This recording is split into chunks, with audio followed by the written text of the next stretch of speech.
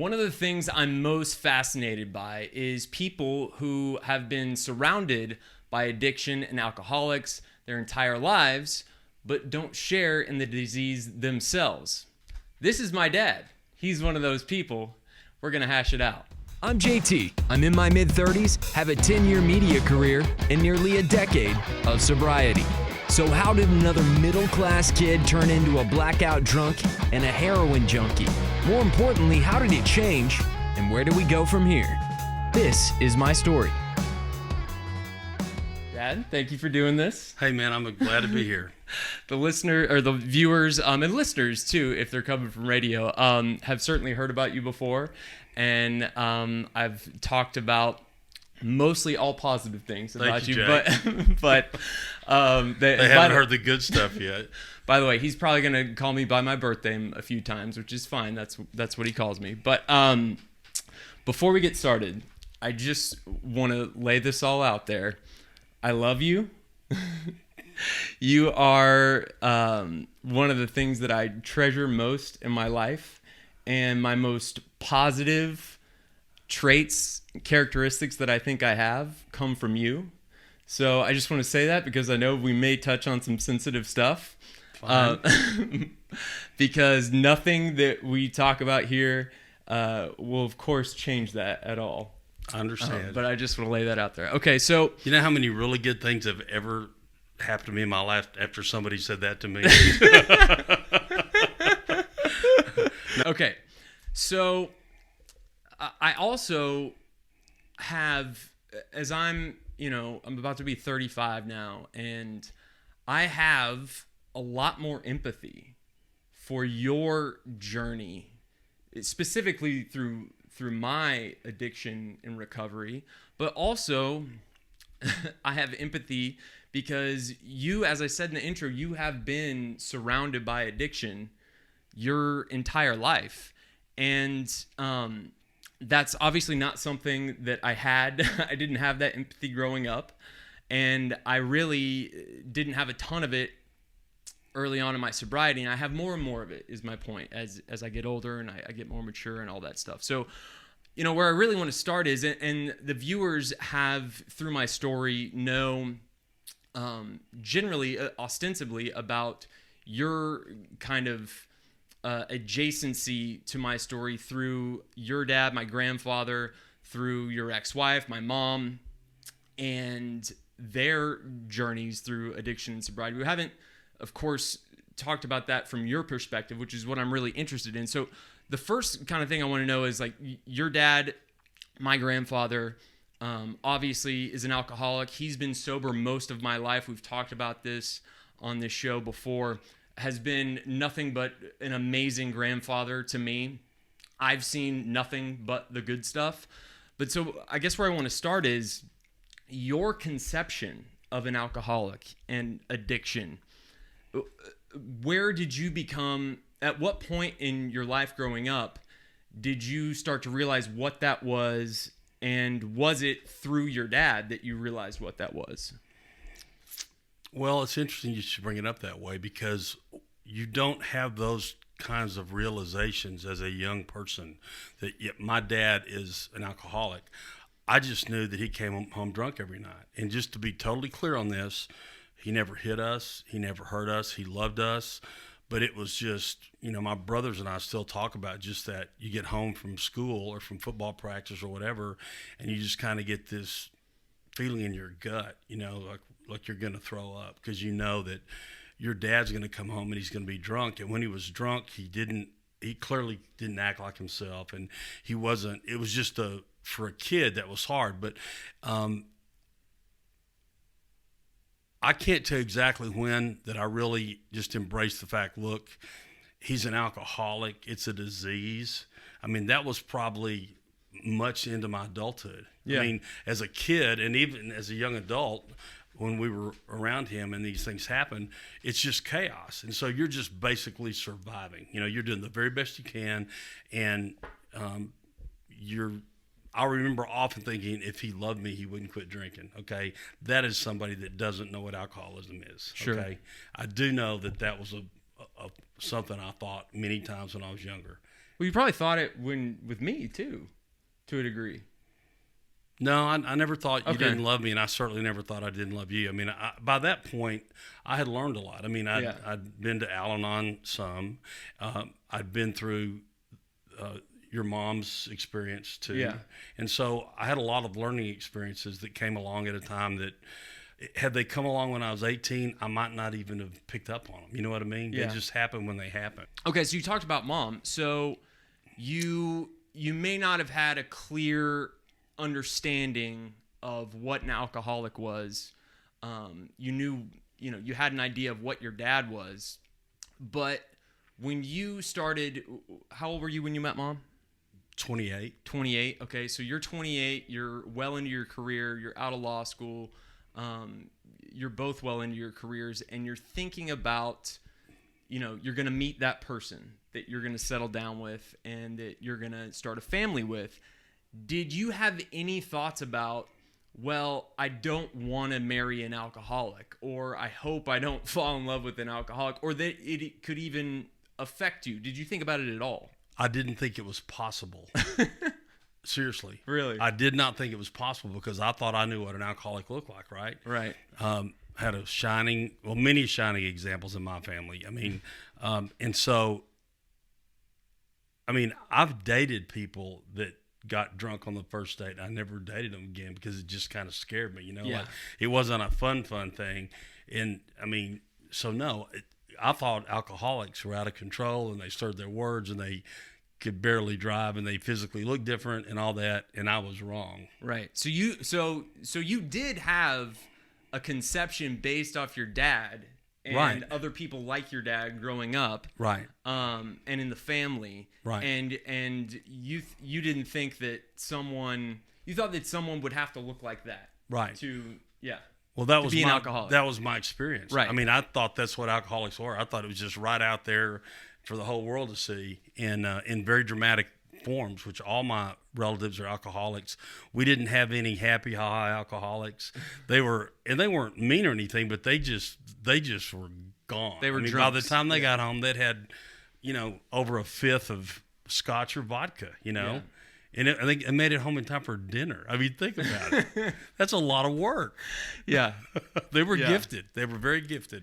Yeah. At what they did, let me tell you. Well, we should reset a little bit because obviously the world has a lot more information about addiction, alcoholism, mental health just over the past 5 to 10 years. So just put yourself into, growing up in the 60s, 70s and getting into your adult life in the 80s. Your experience was really all you had, and stereotypes, I guess. But I would probably venture to guess that your dad and the people in your family met the stereotypes, the world stereotypes, a lot more than what mom ended up meeting. Probably, yes, I would say that's very true. Okay. Right. So, and I don't want to dig in too much on, what mom's journey was like, because she's not here to speak for it and won't be able to be here in the future to speak for it. And again, I really, just like I don't with my grandfather, I don't really have any memory of my mom's alcoholism. But what do you remember about her starting her journey into sobriety? What do you remember about, if you didn't think that it was possible for you to end up with an alcoholic, what did you think when she decided she was and that she was going to start to try to do this? Well, it's interesting because my idea of what an alcoholic was so strongly influenced by my dad and others that even toward the very end, when she finally, we were at a marriage counseling session, and I was just talking about the fact that, she drinks a bottle of wine every night, and now they're the big bottles, and it wasn't because she became drunk or was unsafe with you and Laney or you, but she had thought for a while she was an alcoholic, and that was the day that she just said, "Yeah, I'm afraid to quit. I don't think I can," It was a really powerful thing. But I knew that something was wrong. I thought it was mostly that she was so miserable in our marriage that ultimately what happened is, she would be home with y'all, and she would call me, or I'd call her when I was on the way from work. And when I started home from work, she started drinking. And so when I got home, there was dinner, but after that it was like, they're yours, and which I loved, of course, but it was never, that was really, she just punched out. But so are you saying that you were putting it on you, that you thought her drinking was because she was unhappy with you and the marriage? No, I didn't think it was my fault, but I thought she drank because she was unhappy, right? Which I think is probably true. And when I met her, she drank when she was happy and all the time, but she never, ever exhibited any intoxication evidence. It's just crazy. So that's why it did not even dawn on me that I married an alcoholic.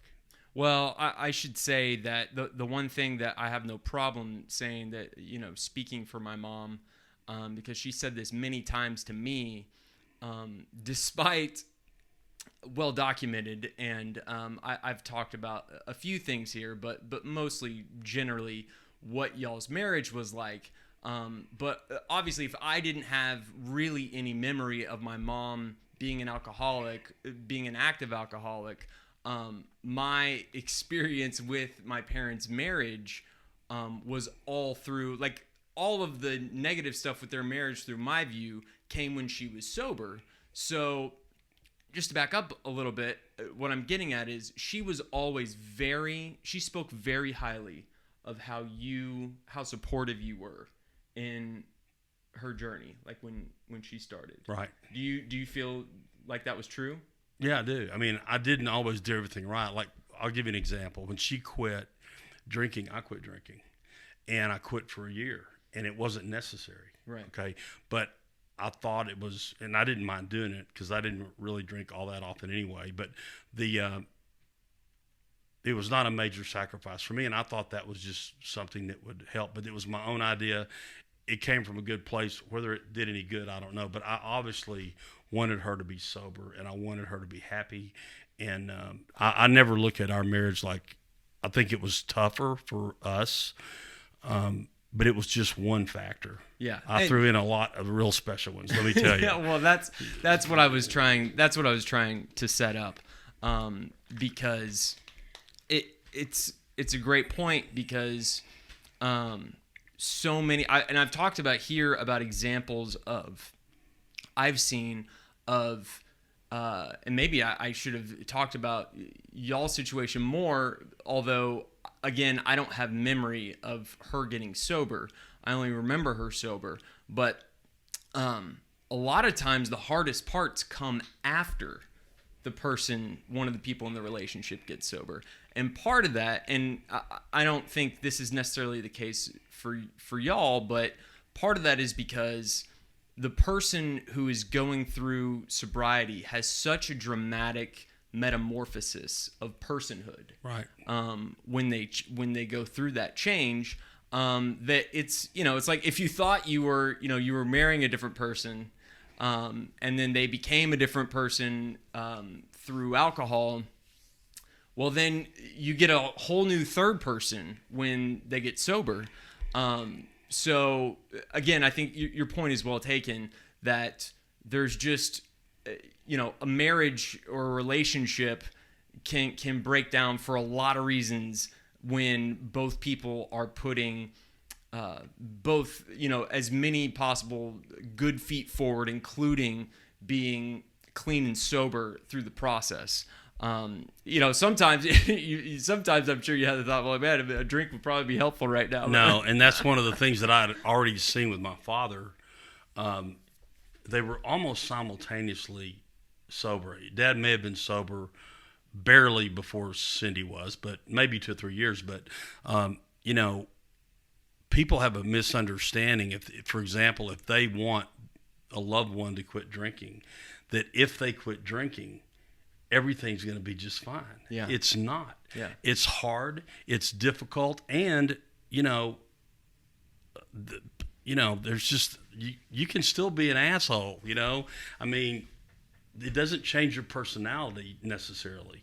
So that's a disappointment I think a lot of people have that are in a situation like that when somebody quits drinking, which is, of course, that's saved their life. But then are they going to interact? And your mother was not that way, by the way. I'm not talking about her.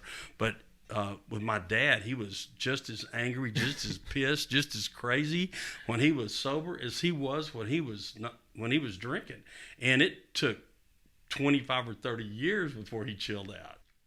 I'm interested about this part because I guess I had a little bit of a different thinking of how this might have gone down. But if you were, how old was I when Mom got sober? About probably ballpark? 4 or 5, maybe 4 or 5. Okay, so did you? If you didn't have any thought that the person you would end up with would be an alcoholic, did you have any thoughts that your kids might have the problem? Since it's I thought my disease? kids might be alcoholics before I ever got married.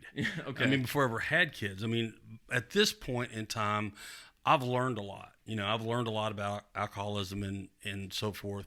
And it's just, I'll remember how shocked I was when I found out that children of alcoholics are more likely to be alcoholics. Yeah. I thought that was the craziest thing I'd ever heard in my life because I think it's like 80%. it's like unbelievable. Yeah. But my whole life, I was like, there is no chance in hell I will ever be this guy, you know, or many guys in my family, right?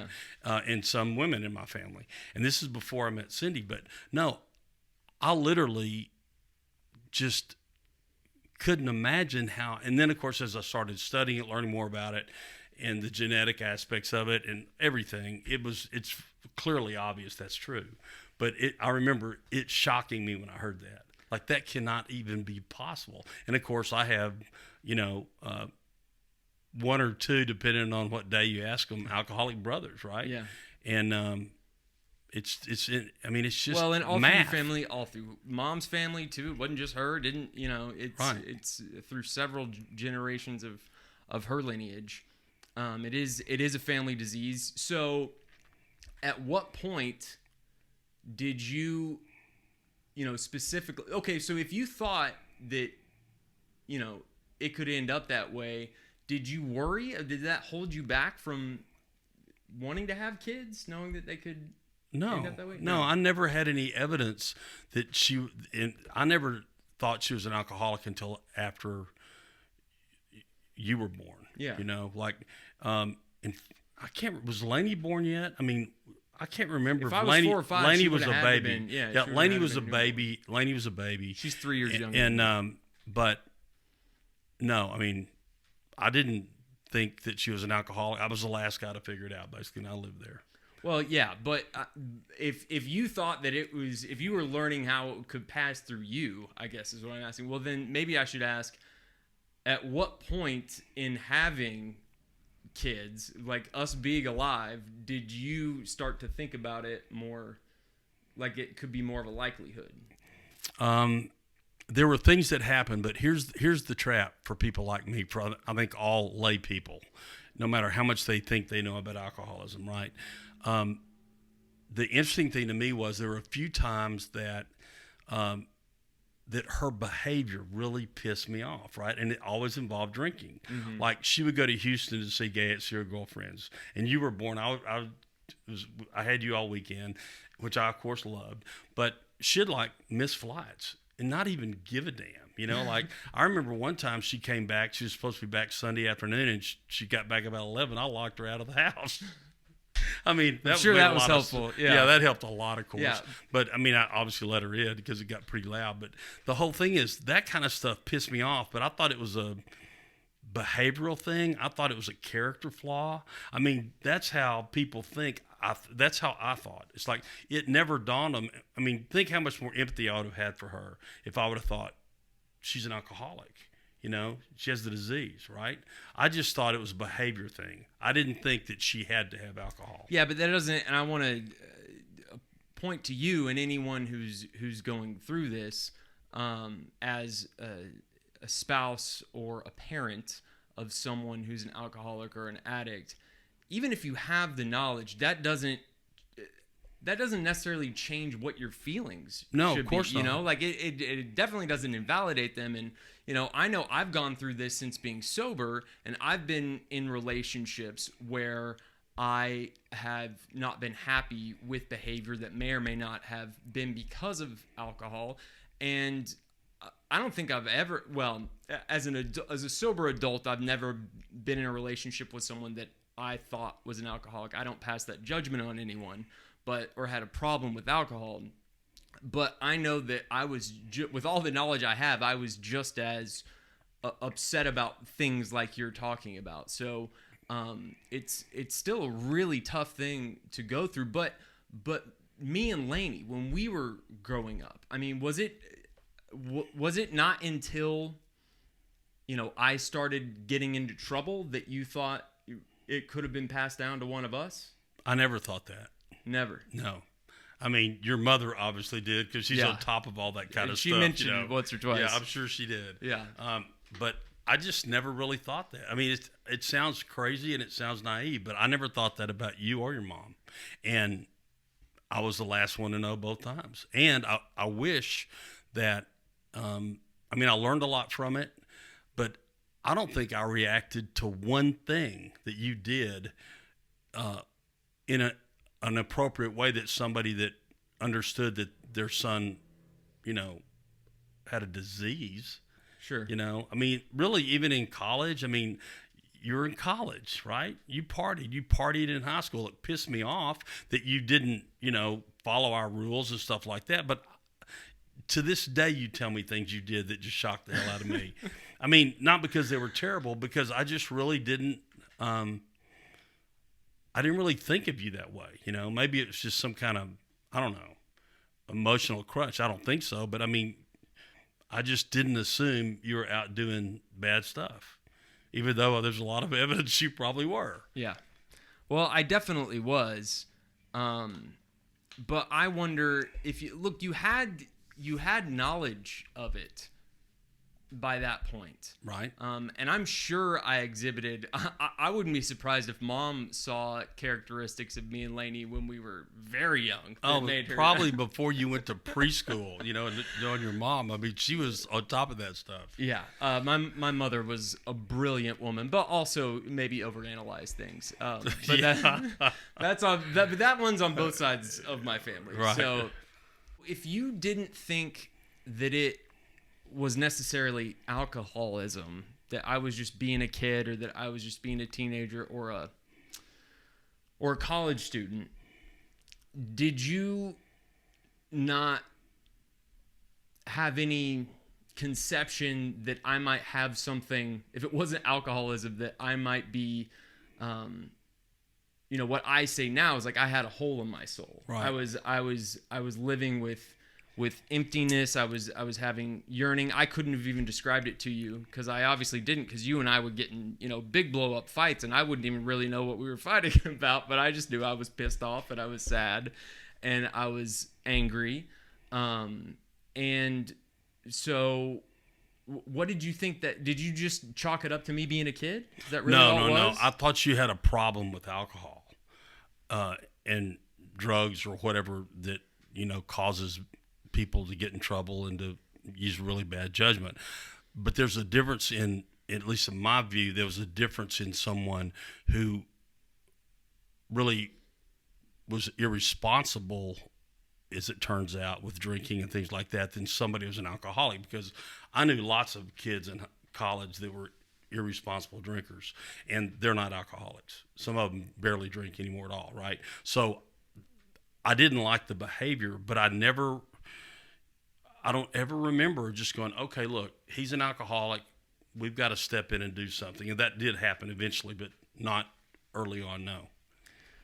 Well, then perfect segue, because I've even talked about before about how if I didn't think I was an alcoholic or a drug addict before I got into opiates and heroin, for me, my experience was once you're into that,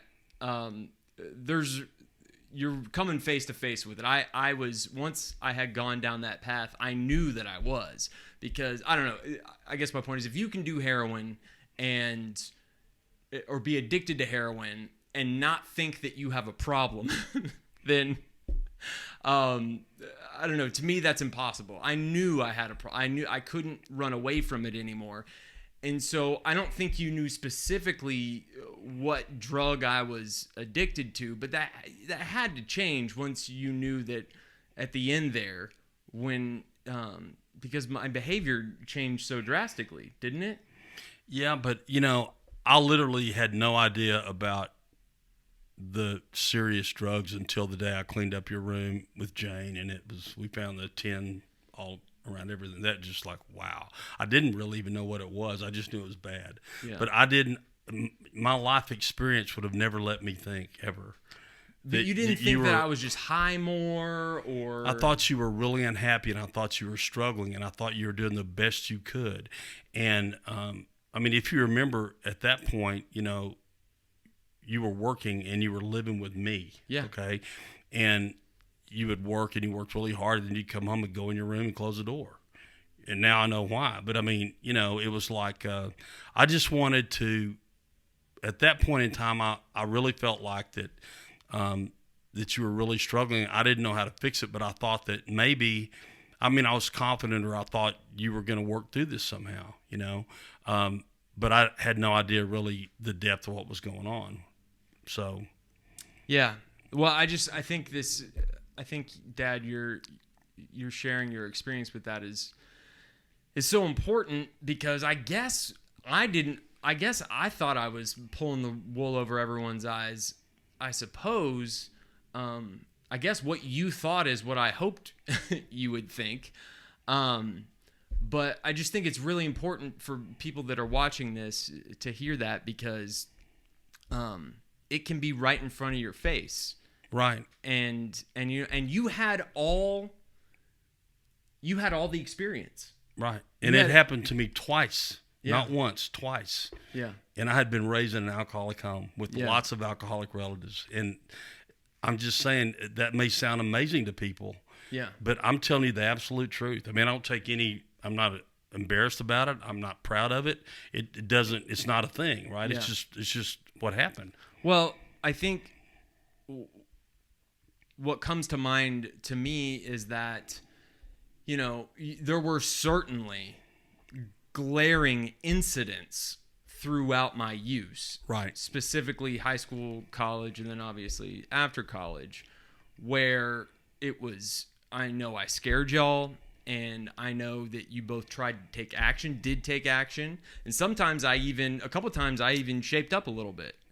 But I say that because you always, and I think Mom to a degree too, even though I think she was a lot more positive of what the truth ended up being. Right. And I give her credit to this day, because she never pushed the 12 steps or getting sober, anything like that on me. She never pushed it on me. And that must have been so hard for her to know. She had the answers to the test for her own son, and she practiced what is an incredible, she did exactly what recovery teaches you to do, which just had to be so hard. But the point is that it wasn't like you guys didn't take action or you weren't paying attention. I think you specifically just saw the best in me and believed that there would be a softer landing, right, for me, which I certainly did too. I promise you I didn't. Later on I did, because I knew I was either, death, jail, or getting sober were going to be my only options. But so the point I'm getting at is you guys were paying attention, and you did what you could. And I definitely feel that way. Okay, so fast forward. Let me break in on one thing about your mom that I totally agree with. It I thought was very cool, is that a lot of people in recovery, because we're all human and we all have our own personal foibles anyway, but I've seen a lot of people in recovery use their knowledge as a weapon, right? Your mother never did that. You know, she was smart. And we're not supposed to do that, by the way. Well, we're not supposed to. Of course But people you're not. do. But people do. No, but it's just human nature. It's not. I'm Yeah. not being critical of anybody in particular, but you're right. I mean, it took a lot of wisdom and a lot of love for her to, withhold some of the, this. I think she knew it wouldn't work. Number one, I mean, because that's true of everybody that's an alcoholic. We can't do. There's not really anything when it comes down to it that we can do to keep you from drinking or doing drugs, and you couldn't either. I mean, nobody can. Yeah. And I think your mom understood that. I think she wanted to do everything she could to help, but she understood that there really are real limitations on this deal. And it's a ballsy, gutsy thing to ever quit drinking or drugs. I don't know how anybody does it. I really don't. And I think she knew that, and she knew it was going to be stark. Well, let's talk about that. So when it finally came out that I was a heroin addict, and I pretty quickly there were some scary moments, I know, for y'all and for me too, right after it was all out in the open. But pretty soon after that, I went into outpatient rehab. And I know you and I didn't really, communicate much right when that was happening. We reconnected not very long after, a couple months down the line. And by the way, I've said this before, like I totally understood. I knew that I had hurt you really bad. And not just then, but I had a lot of guilt and shame about how much I had hurt you for the years. But what was your primary feeling when it comes out it's heroin and he's gonna try to get sober? Was it fear? Was it I don't think it was anger. No. There was, when I found out what it was, first of all, it doesn't matter what it is. I mean, that sounds crazy, but it doesn't. I mean, it was like whatever it was. I had gotten to a point before you quit that, and this is a really hard thing for a parent, but to like just give up on you living, starting to face the possibility that you're not going to survive this stuff, and we were estranged off and on. At that point we were. And it's very, very hard. But when you went into rehab, and of course this is typical you, right? Like my dad, when he went to rehab many times, it was like go in, lock the door, and stay 6 weeks, right? Although he never stayed 6 weeks. But anyway, you end up going to outpatient rehab. And I'm thinking that's because he's just not. He's not as bad off as a lot of people, Well, I don't know how anybody. Again, I don't know how anybody quits, and so it's all a surprise to me. I've said this before, but it's really important to interject here. When I went into the facility that I did for my assessment, they told me, they said, we have never recommended that a heroin addict come into our facility immediately. We always recommend that they go to a referred inpatient, a place where you go and you stay, like you said Granddad did, for 6 weeks, 9 weeks, 12 weeks, whatever, before they come to outpatient, because of obviously how bad the addiction is, how much work needs to be done. You got to clear your way of people, places, and things. And I think it's incredible. This is all where God comes into play, is they and the woman who I was in the room with, who is still very close to me, I'll hopefully have her on here one day, said, we're going to do this for the first time with you because, and again, I don't know how, because a week before that, when I had, you had found me out, the reason I was still living with my parents with a full-time job, as I've said before, is because all of my money was going to drugs. And I was, in less than a week before this, I was in a motel room thinking I was about to die with no money to my name. And somewhere between that motel room and being in the room for this assessment, a light came on that I wasn't aware of inside, but that this woman said to me, and she still says today, that she said, you just had the determination. We just saw that we believed that you were going to do this, that you could do this because you have the determination in your eyes. And I don't know where that came from. And that's why, that's where I started to have a conception of a higher power. But I just wanted to stop down to explain that that it certainly was bad. It was bad, but they made an exception, which is why. But so we weren't talking, and just what was your feeling? And again, the expectation thing, I don't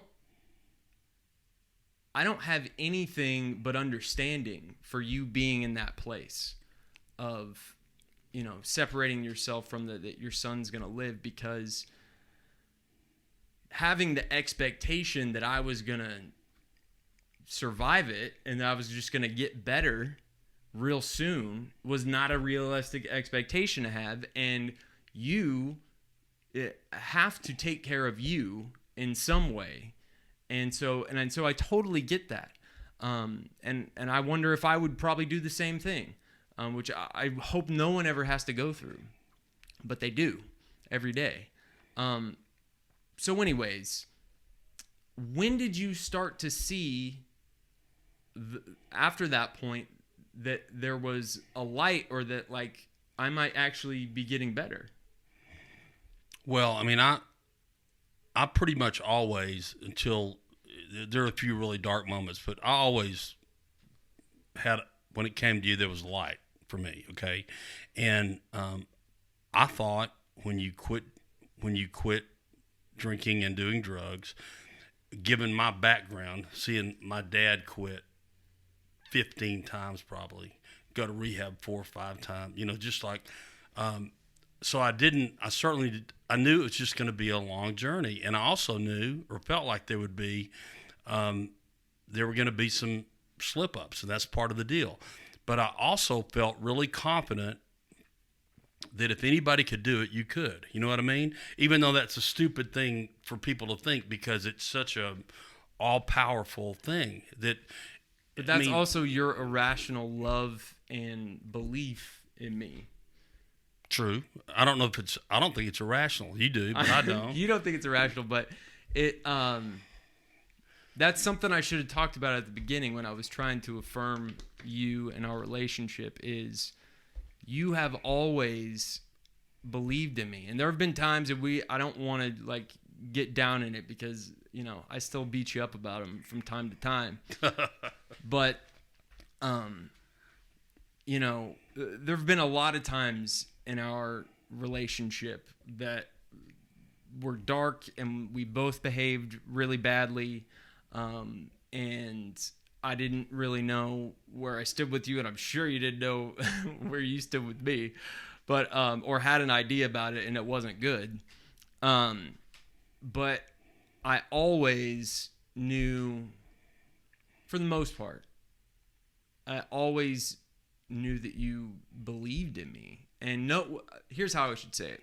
Maybe I didn't always know that you believed in me, but my whole life, nobody believed in me and encouraged me more than you. And that's just one of your gifts, Dad. And you do that with everyone, really. But you did it with me for sure. So you thought that there would be, slips and, I knew I didn't know. I knew Sure. It was that's not the kind of thing. And here's my point. You were getting help, right? Which was just huge. It was gigantic. And I didn't think that these things were going to happen because I was being negative or anything. It was just like, okay, this is part of the journey now, and we'll see where it goes. And of course, I really maybe irrationally thought that, I really believed that you could do this. But I also knew how hard it was. I just, I say, I can't imagine anybody ever quitting. I guess the way I should have asked it is, did you notice any things in me, any traits or characteristics that were different or that had changed that made you go, oh my gosh, like this thing might actually be taking in him? No, and I'll tell you why. Not any specific thing, because I saw all those things. I saw I'm going to use this term, and I don't mean to be arrogant about it, but I saw the great things about you. You know, they were always there. I mean, and they were very obvious to me. And I just felt like that this was a process of you getting out of your own way. And I don't, that sounds like it's an easy thing to do. It's almost impossible, right? But I did not worry about you relapsing. I never worried about it once. I didn't worry about things that hadn't happened yet, because we had so much that had already happened, that was real, Yeah. So I guess the best way to put it is that I like you so much. I love you, of course, but I like you. I think you're a really good man, and I always thought that. I just thought you had some major struggles, and the things I'm most ashamed of about being your father are the times that I got angry at your behavior, which I had every right to be, obviously, when at that point, man, just not saying anything or trying to understand, which I thought I always did. But anyway, the point is, those are the things that I still wake up in the middle of the night about, and they probably were all related directly or indirectly to drug and alcohol use, but really, I could have done so many things so much better that I really kind of regret that. Well, I obviously could have too, and we've talked about these things before, and I don't harbor any. There are no resentments. That's one of the things I'm proudest about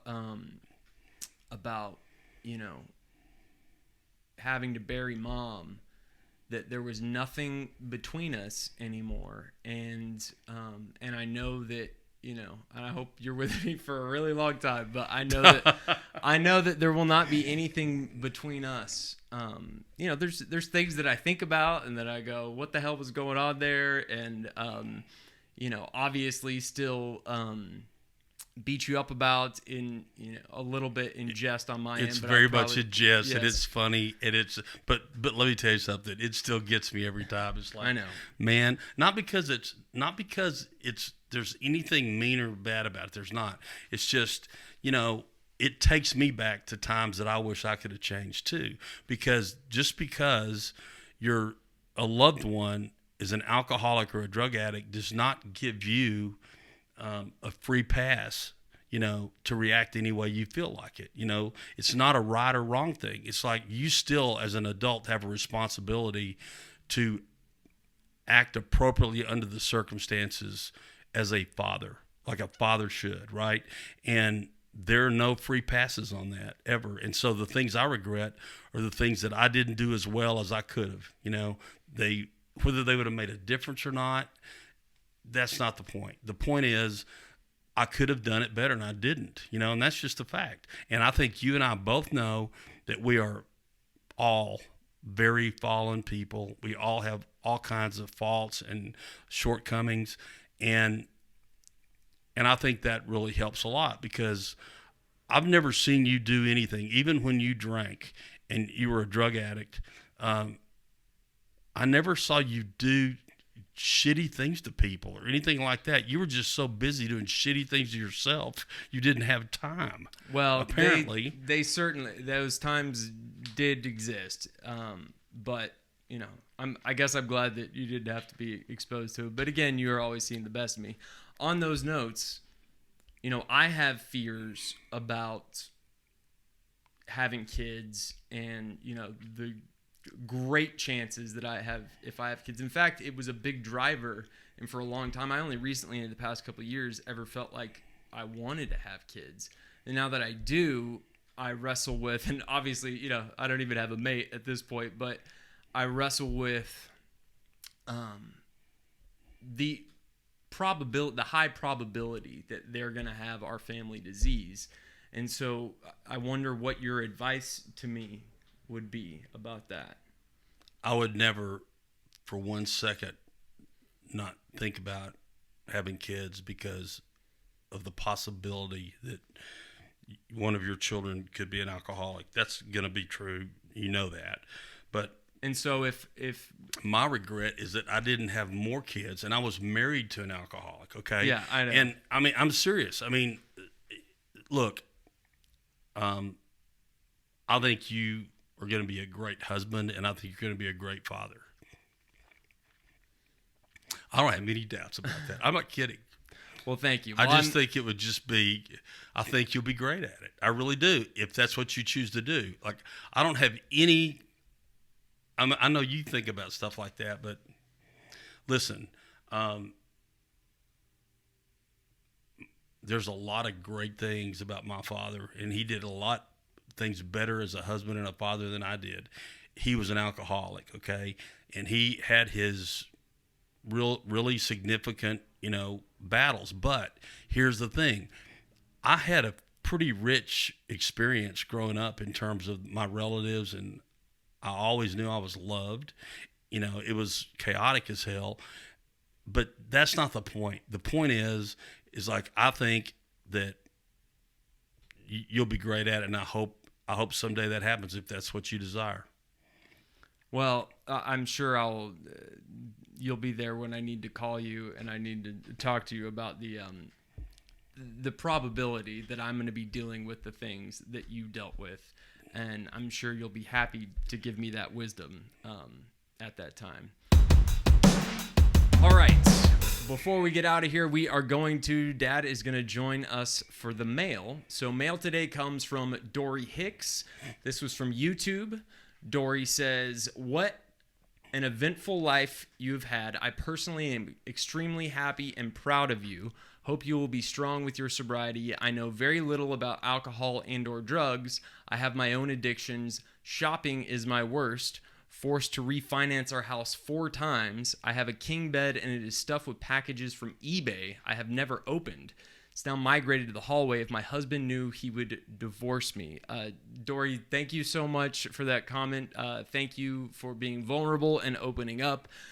That is an addiction that I don't personally know about, but I'm sure it is difficult for you to number one, live with, and to bring to the table and publicly comment on about that. So thank you for your kind words, and thank you for staying strong, and good luck with that. I certainly want you and your husband to stay together. So let's hope we can figure out those eBay packages.